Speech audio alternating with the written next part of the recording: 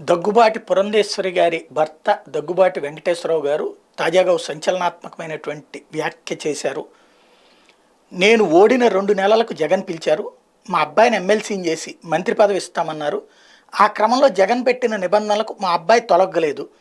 మనం ఇక్కడ ఎమడలేమనుకుని రాజకీయాలొద్దు వెళ్ళిపోదాం, కారు హైదరాబాద్ వైపు తిప్పమని చెప్పి తిరస్కరించి వచ్చేసాం. ఇవాళ రాజకీయాలంటే పరస్పర విమర్శలు, ప్రతి విమర్శలే.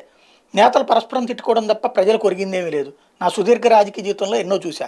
మనకు అవకాశం వచ్చినప్పుడల్లా అభివృద్ధి పనులు చేయాలి. నా గ్రామాన్ని కారం చేయండి, అభివృద్ధి చేయడమే నాకు ఆత్మసంతృప్తినిస్తుంది.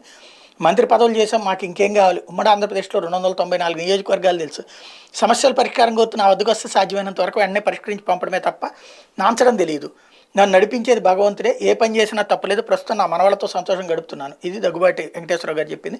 బీజేపీ అధికారంలో లేనప్పుడే తన భార్య పురంధేశ్వరి ఆ పార్టీలోకి వెళ్లారని గుర్తు చేశారు. కాకపోతే 2014 దాకా ఆవిడ మంత్రి పదవిని అనుభవించి ఆ తర్వాతన ఇక కాంగ్రెస్ ఓడిపోతుందన్న తర్వాతనే భారతీయ జనతా పార్టీలోకి వెళ్ళారు. అది కూడా జనానికి తెలుసు. నెంబర్ 1. రెండో పాయింట్ వచ్చేటప్పటికి ఇక్కడ అంటే ఒకవేళ ఆయన ఆంధ్ర రాజకీయాల గురించి అన్నారేమో. ఆంధ్ర రాజకీయాల్లో బీజేపీ ఎప్పుడు గెలిచింది లేదు కాబట్టి ఇక్కడ జాతీయ స్థాయిలో ఉంది కాబట్టి ఆవిడ వెళ్ళారన్నటువంటి విషయం ఇక్కడ నెంబర్ 1. రెండోది వచ్చేటప్పటికి ఏం చెప్పారు? జగన్ ఎమ్మెల్సీ ఇస్తాను, మంత్రి పదవి కూడా కొడుక్కిస్తాను అన్నారంటే ఏం చెప్పారు? ఇది తెలియనటువంటిది. రేపొద్దున భవిష్యత్తులో మళ్ళీ దగ్గుబాటి గారు రాసేటువంటి పుస్తకంలో ఏమన్నా రాస్తారేమో చూద్దాం.